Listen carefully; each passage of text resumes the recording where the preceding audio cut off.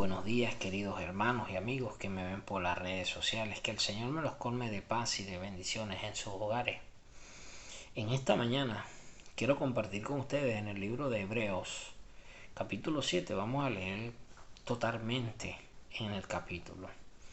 Queridos hermanos, es necesario que entendamos que en Dios todo es un propósito. Y el propósito de Dios es que todos lleguemos al arrepentimiento. Todos, absolutamente todos.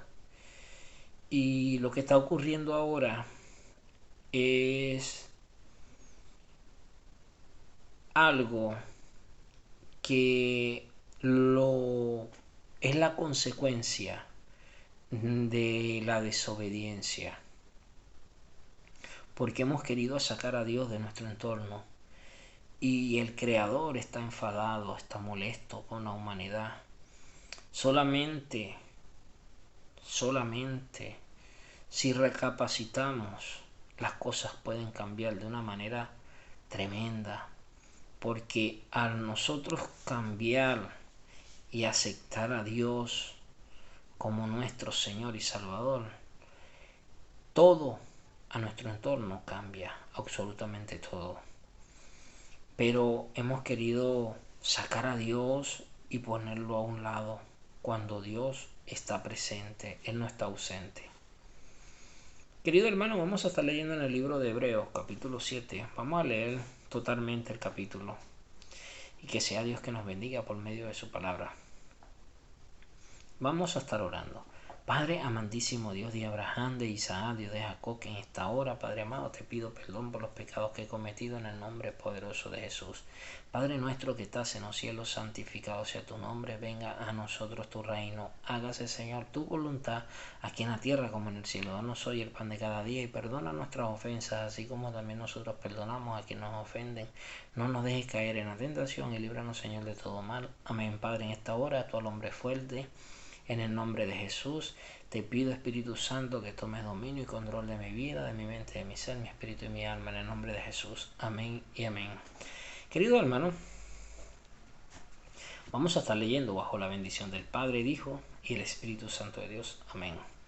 Porque este Melquisedec, rey de Salem, sacerdote del Dios Altísimo, que salió a recibir a Abraham, que volvía de la derrota de los reyes y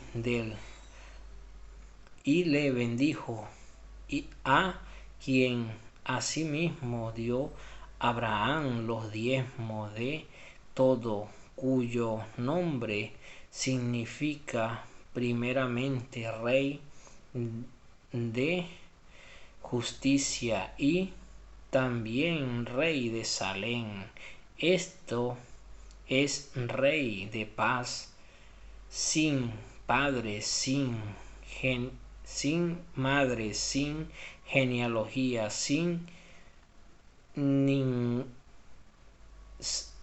que ni tiene principio de día ni fin de vida, sino hecho sacerdote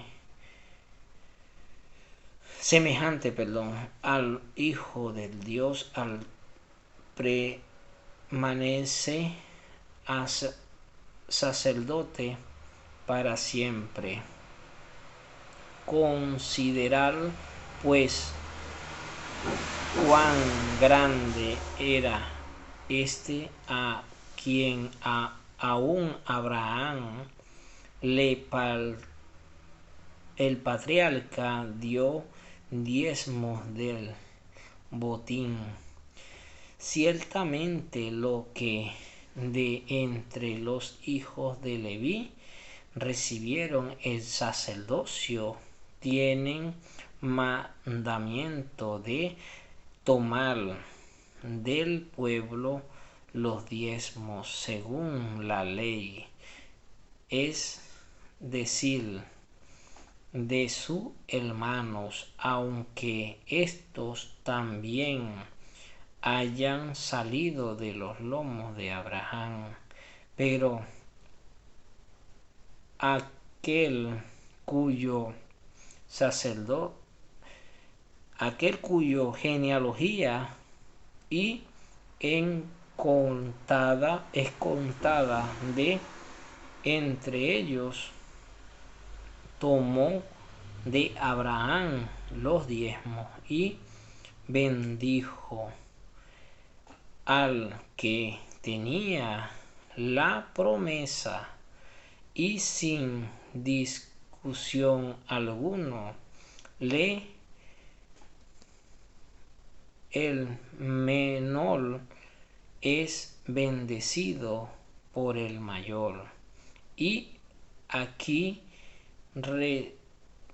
ciertamente recibe los diezmos hombres mortales, pero allí uno de quien se da testimonio de que vive, y por decirlo así, en Abraham pagó el diezmo.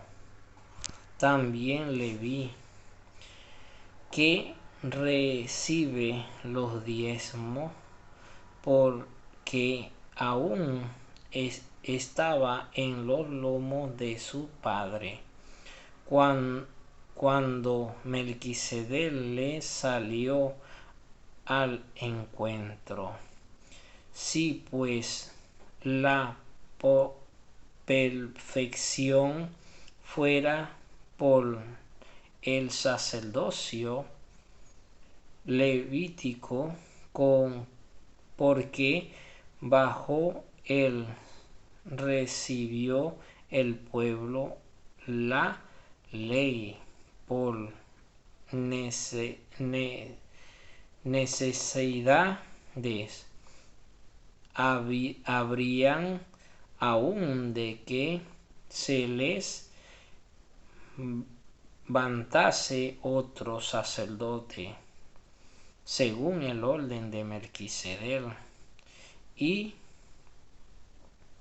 que no fuese llamado según el orden de Aarón, porque también el sacerdocio es necesario es que haya también cambio de ley. Y a aquel de quien se dice esto es de otra tribu, de la cual nadie sirvió al altar, porque manifestó es que nuestro Señor vino de la tribu de Judá, de la cual nada habló Moisés tocante al sacerdocio. Y esto es aún más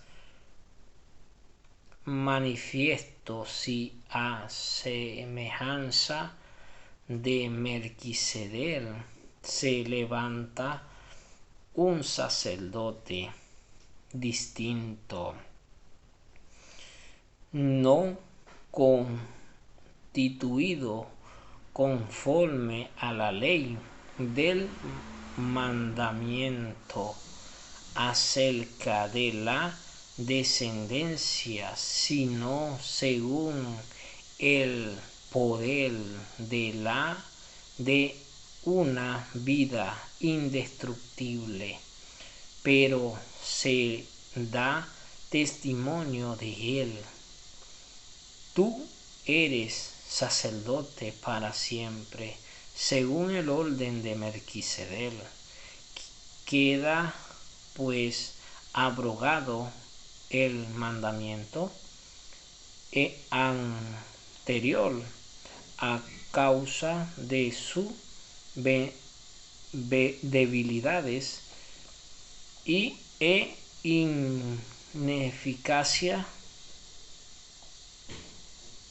pues nada perfecciona la ley y de la introducción de una mejor esperanza por la cual nos acercamos a Dios, y esto no fue hecho sin juramento, porque lo otro ciertamente sin juramento fueron hechos sacerdote, pero con el juramento del que le dijo: juro el Señor, y no se arrepentirá. Tú eres sacerdote para siempre, según el orden de Melquisedec. Por tanto, Jesús es hecho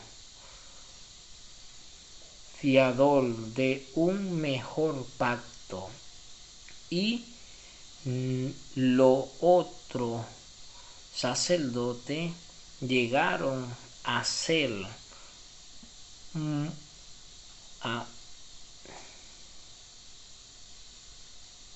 muchos debido a que por la muerte no podían continuar, mas por cuanto permanece para siempre, tiene un sacerdocio inmutable, por lo cual puede también salvar perpetuamente a los que por él se acercan a Dios, viviendo siempre para interceder por ellos, porque tal sumo sacerdote nos conviene, santo, inocente, sin manchas,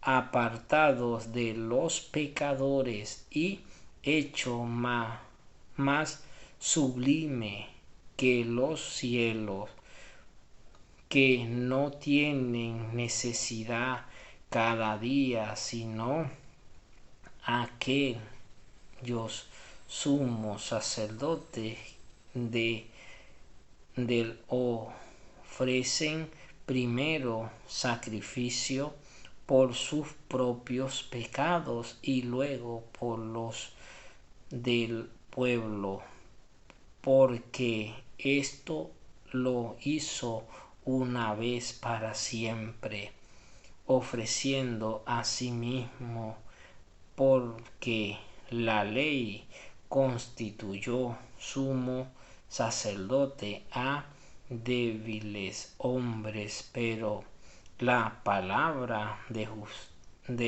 juramento posterior a la ley, al Hijo hecho perfecto para siempre. Queridos hermanos, aquí hay un punto muy importante que hay que tocar. El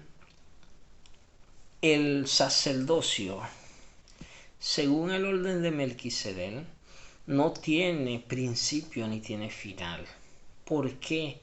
Porque el que constituye el sacerdocio es Cristo Jesús, y Él es sacerdote para siempre, según el orden de Melquisedec.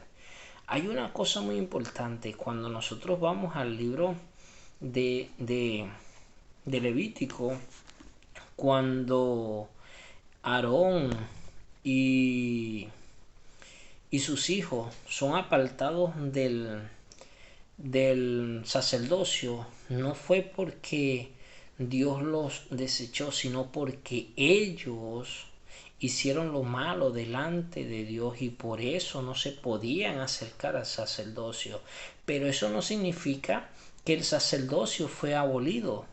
Eso significa que Dios quitó a estos sacerdotes porque eran personas que no estaban conforme al corazón de Dios y le estaban sirviendo allí en el tabernáculo, porque dice las escrituras que ellos introducieron fuego extraño del tabernáculo, donde el tabernáculo de reuniones. ¿Qué sucede? Que ellos son apartados del sacerdocio, pero si nosotros nos damos de cuenta, Cristo cuando vino, porque Él es el sumo sacerdote, Cristo cuando vino, Él constituyó 12 apóstoles. ¿Quiénes son estos apóstoles? Los sacerdotes que le iban a servir a cada tribu. ¿Sabe? Por eso es que Él constituye los 12 apóstoles, para que encaminasen a sus tribus conforme a las escrituras. Y por eso ellos, nuestro Señor Jesucristo les enseñó a ellos a caminar y a conocerle. Es importante que entendamos algo, que el sacerdocio de nuestro Señor Jesucristo es siempre, por siempre y para siempre. Aquí hay una parte muy importante que es lo siguiente. Vamos a leer el versículo 27 hasta el 28. Mira lo que dice.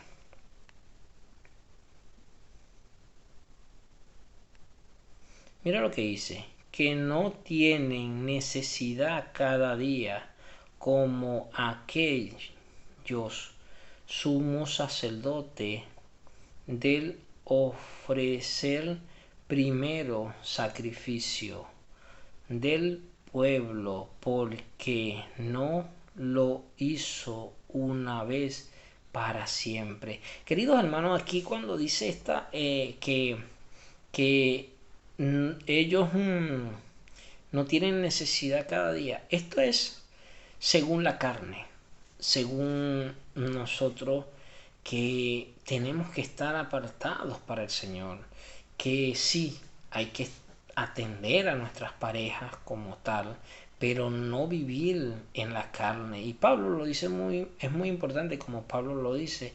Pablo dice que nos pongamos en mutuo acuerdo, nos unamos a nuestras parejas, pero después volvamos a buscar lo espiritual. ¿Qué pasa? Que cuando nosotros tenemos una vida apartada para el Señor y tenemos nosotros eh, el acercamiento con nuestras esposas, tenemos que pedir, porque dice las escrituras que el pecado sale con oración, ¿sabe? Con ruego, con oración. Entonces, ¿qué pasa? Que estos sacerdotes anteriormente tenían constantemente, pero si tú tienes constantemente relaciones con tu pareja, hay un problema, que estás en la carne, o sea que no has muerto a tu vida, a la carne, para atender las cosas espirituales.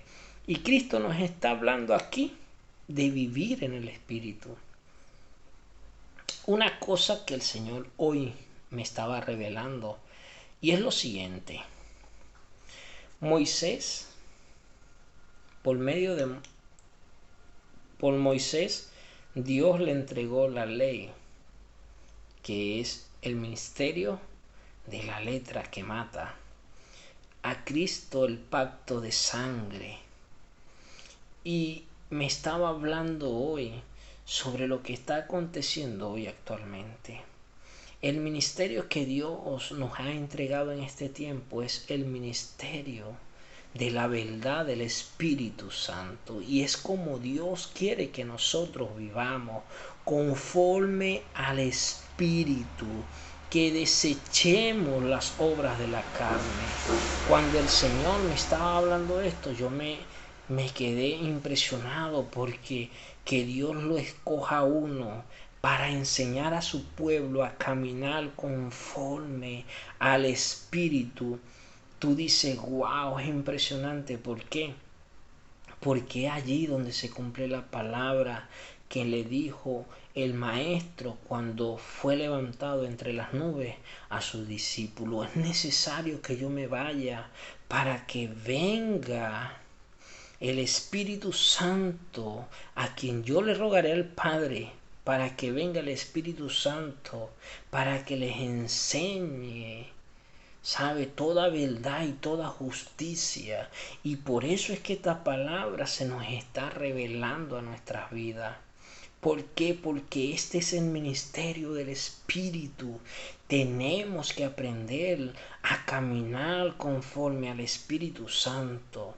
¿Qué pasa, queridos hermanos? Que cuando nosotros menguamos, cuando esta carne mengua, las obras de la carne se van disipando, se van muriendo. ¿Por qué?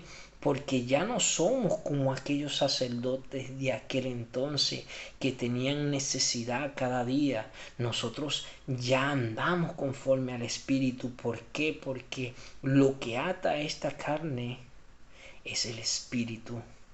Pero ¿cómo alimentamos el Espíritu? Leyendo las Escrituras, metiéndonos en ayuno. Y es necesario que entendamos. Yo por lo menos el Señor ha puesto en mí, desde que me llamó, me ha ido perfeccionando poco a poco en los ayunos. Y yo ayuno de lunes a sábado y dejo un solo día, ¿sabe?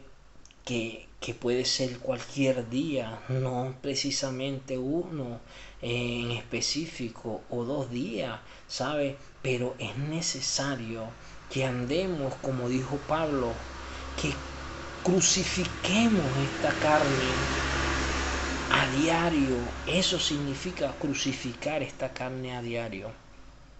Que tú la humilles delante de Dios para que empecemos a caminar conforme al Espíritu.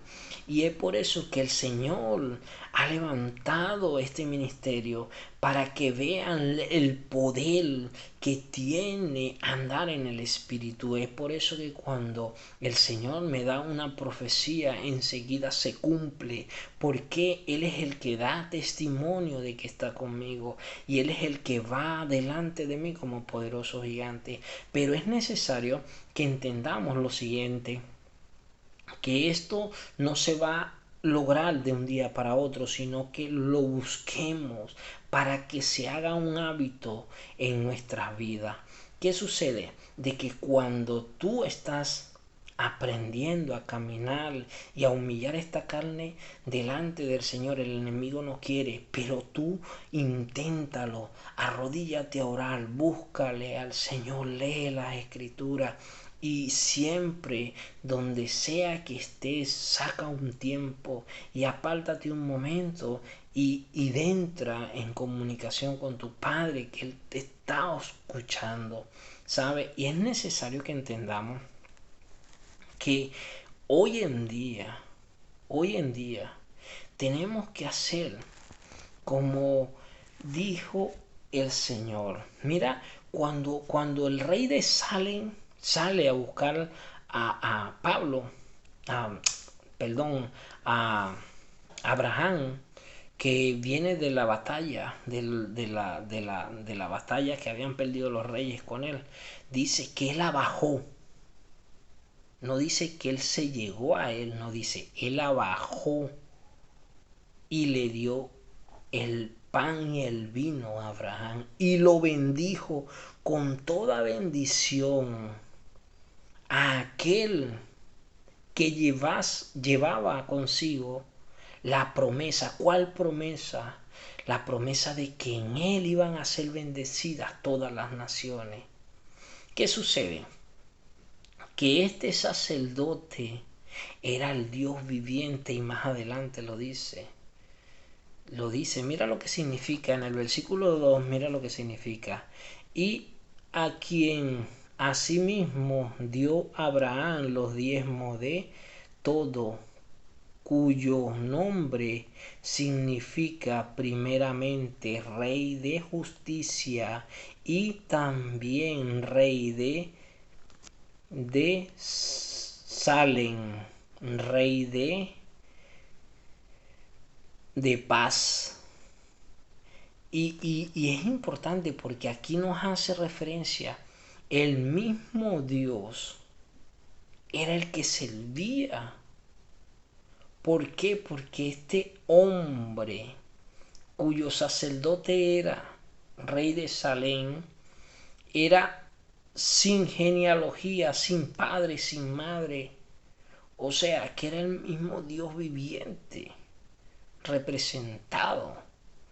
Y es allí donde nosotros tenemos que darnos de cuenta que nunca el sacerdote, el sacerdocio, nunca jamás desaparece, sino que cuando Cristo viene, Él perfecciona a los que estaban con Él, para que cuando Él fuese entregado, ellos sirviesen como sacerdote.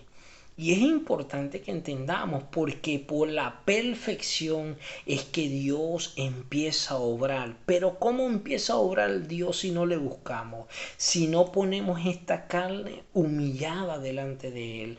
¿Cómo podemos decir yo amo a Dios, pero con la boca, pero cuando de verdad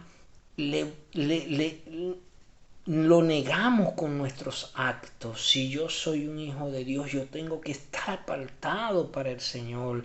Yo tengo que vivir en una constante oración, en una constante búsqueda de la verdad de Cristo. ¿Qué está pasando? Que el Señor ahora quiere que nosotros volvamos a entrar en la intimidad con Él, volvamos al secreto para que andemos conforme al Espíritu, porque este es el pacto